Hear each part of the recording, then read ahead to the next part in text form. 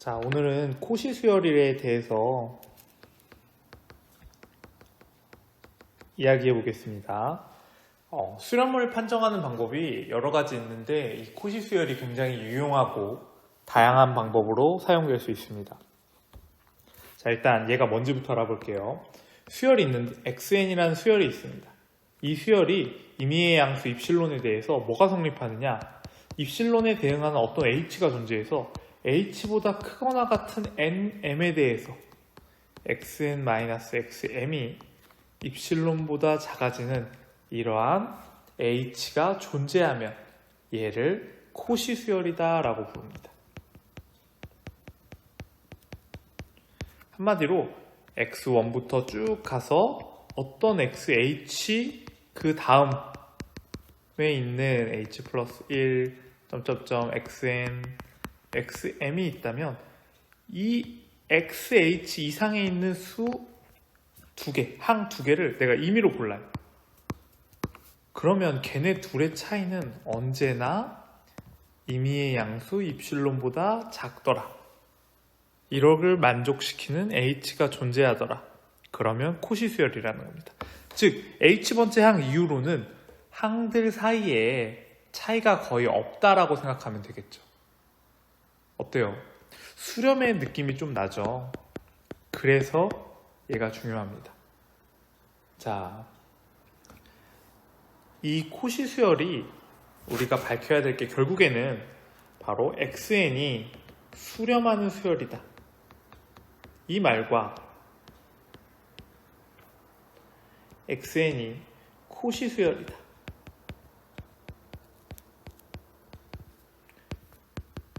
이 두 개의 말이 동치라는 사실을 밝히는 것이 오늘의 핵심입니다. 자, 첫 번째, xn이 수렴하는 수열이면 코시 수열이다 라는 사실을 밝혀보도록 하겠습니다. 자, 임의의 양수 입실론에 대해서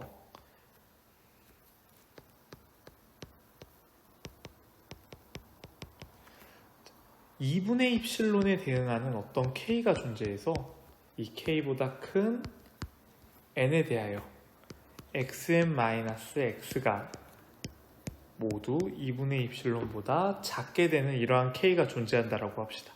왜냐하면 xn은 수렴하니까 어떤 입실론에 대해서건 혹은 2분의 입실론에 대해서건 이러한 k가 존재하죠. 자, 이 k보다 큰 또 다른 이 k보다 큰 어떤 자연수 m에 대해서도 마찬가지입니다. xn-x는 2분의 입실론보다 작겠죠. k보다 큰 n이나 m이나 상관없이 언제나 2분의 입실론보다 작게 할 수 있으니까요. 왜? 수렴하는 수열이니까. 그렇다면 xn-xm은 xn-x 플러스 x-xm 얘랑 똑같은데 이렇게 절대값을 붙이면 이쪽이 더 크거나 같겠죠. 얘는 2분의 입실론 더하기 2분의 입실론이니까 입실론이 되고 결론적으로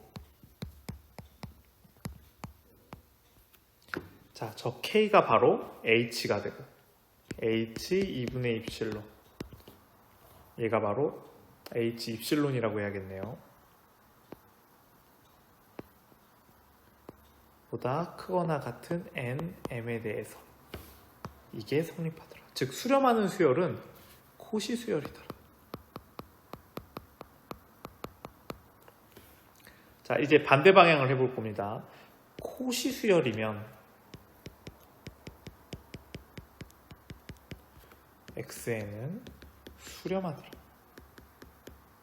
자, 얘를 밝혀볼 거예요. 자, 얘는 좀 깁니다. 첫 번째 단계로 코시 수열이면 유계임을 밝힐 겁니다. 자, xn이 코시 수열이라고 해봅시다. 그러면 어떤 임의의 양수, 모든 임의의 양수 입실론에 대해서 xn-xm 그 h가 존재해서 얘보다 크거나 같은 nm에 대해서 이게 반드시 성립합니다. 그쵸? 그런데 이제 저 입실론을 우리가 정하는 거예요. 입실론을 1이라고 해봅시다. 그러면 이 1에 알맞은 1에 대응하는 어떤 h값이 존재해서 h보다 크거나 같은 n과 m에 대해서 xn-xm이 1보다 작을 겁니다. 그렇죠? 그런데 이 뜻은 xn-xh도 1보다 작다는 뜻이고 xn-xh보다 크거나 같다가 성립하니까 결국 xn의 절대값이 1 플러스 절대값 xh보다 작다라고 말할 수 있습니다. 자, 이게 무슨 말이냐? 한번 설명 좀 잠깐만 해볼게요. 코시 수열입니다. x1, x2, xh-1, xh 플러스 1, 점점점점, xn, xm 이렇게 가는데 자, h보다 큰 nm에 대해서 이게 성립한다 그랬는데 그러한 n, 이 n은 h보다 큰 애죠. 그러한 애들은 1 플러스 절대값 h보다는 작더라. 여기에 있는 모든 애들은 절대값을 씌우면 1 플러스 절대값 xh보다는 작은 애들입니다.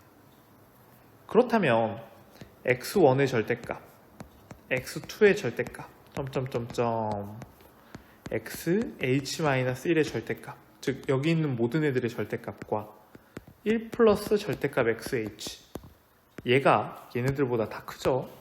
이 중에 가장 큰 애를 라지 m이라고 둔다면 이 xn이라는 애, 수열 xn의 절대값은 언제나 라지 m보다 작거나 같을 수밖에 없습니다. h보다 큰 애는 얘보다 작을 테니까 라지 m보다 작은 애들이고, 얘네들 중에 제일 큰 애는 만약에 얘보다 크면 라지 m으로 선택됐을 거고 얘보다 작았다면 라지 m이 되지 않았을 테니까 결국 수열 전체가 수열 전체의 절대값이 라지 m보다 작거나 같다입니다. 즉 코시 수열은 6개였던 거죠.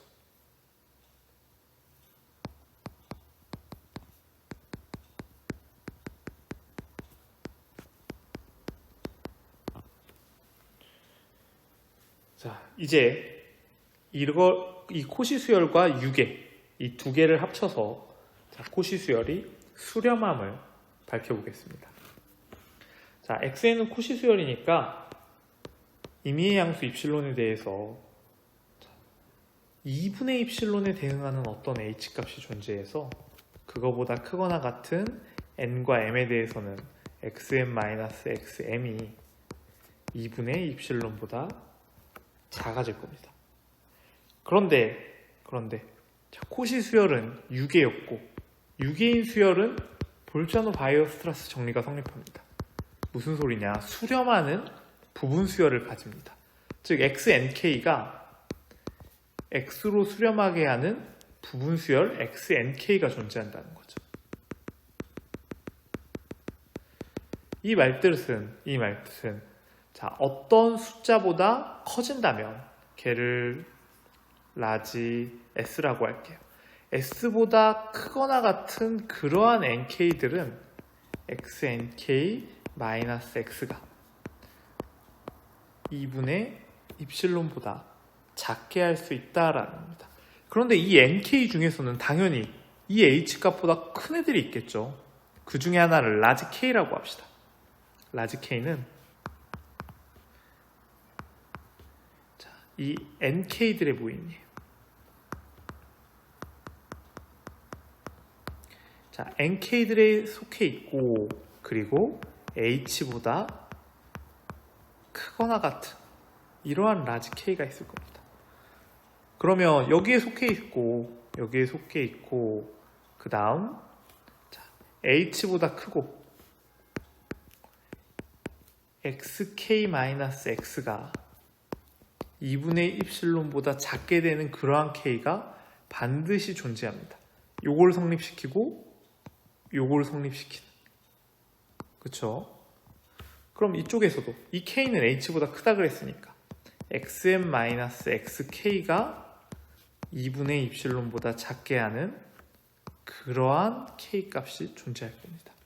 그러면 h보다 큰 거에 대해서는 xm-x의 절대값이 똑같죠. xm-xk 플러스 xk 마이너스 x, 얘의 절대값은 이렇게 될 거고 얘는 입실론보다 작아질 겁니다. 결국 xn이라는 애가 xn-x가 입실론보다 작아지니까 수열 xn은 x로 수렴한다 라고 이야기할 수 있겠죠.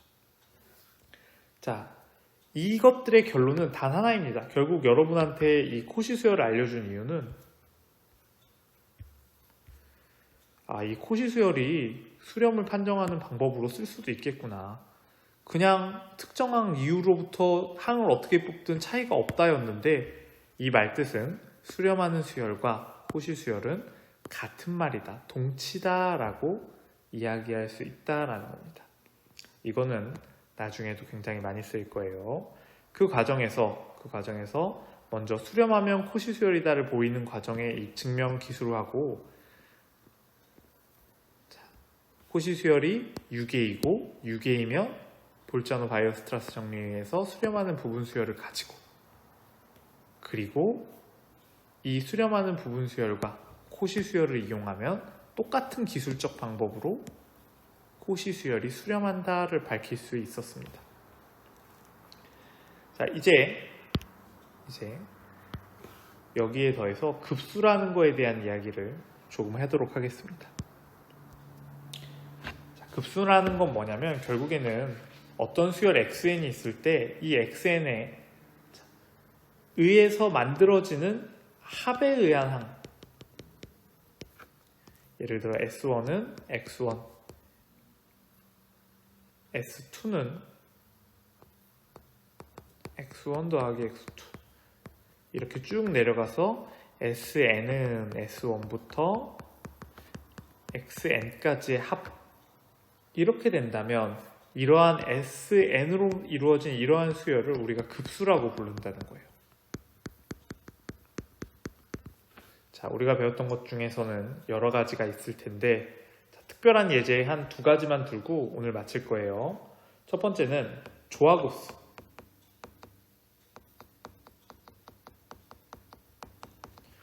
자, SN을 시그마 K는 1부터 N까지 K분의 1이라고 해봅시다.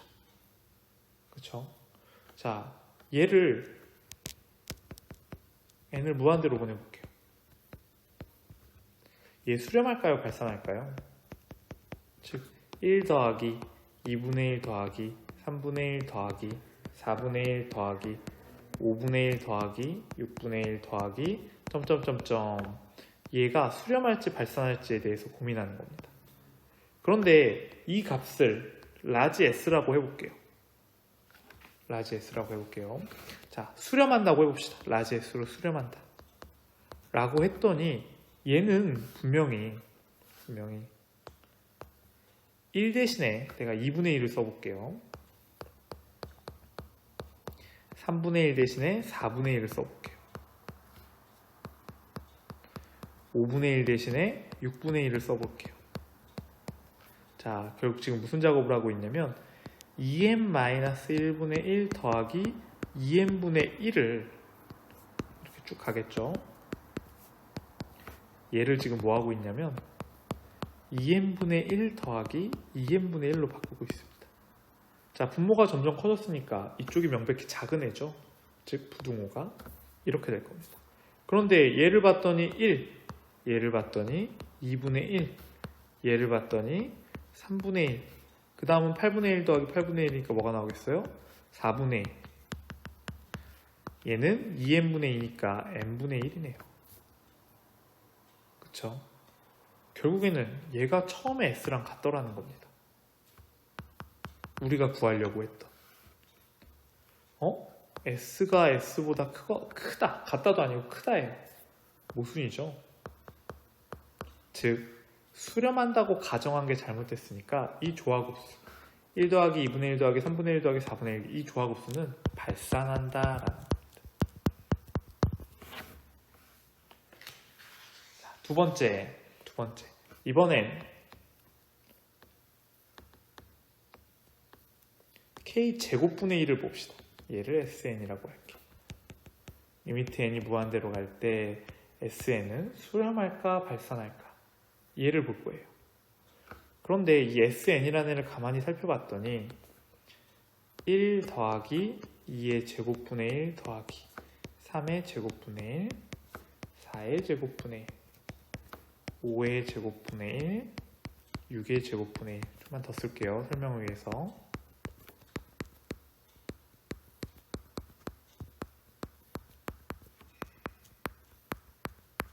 이렇게 된다고 해봅시다. 1 더하기 2의 제곱분의 1 더하기 3의 제곱분이 아니라 2의 제곱분의 1로 할게요. 분모가 작아졌네요. 즉 이쪽이 지금 커진 상황입니다. 플러스 얘네 둘을 이렇게 썼죠. 그 다음 이렇게 묶을게요. 전부 4의 제곱분의 1 5의 제곱도 4의 제곱분의 1로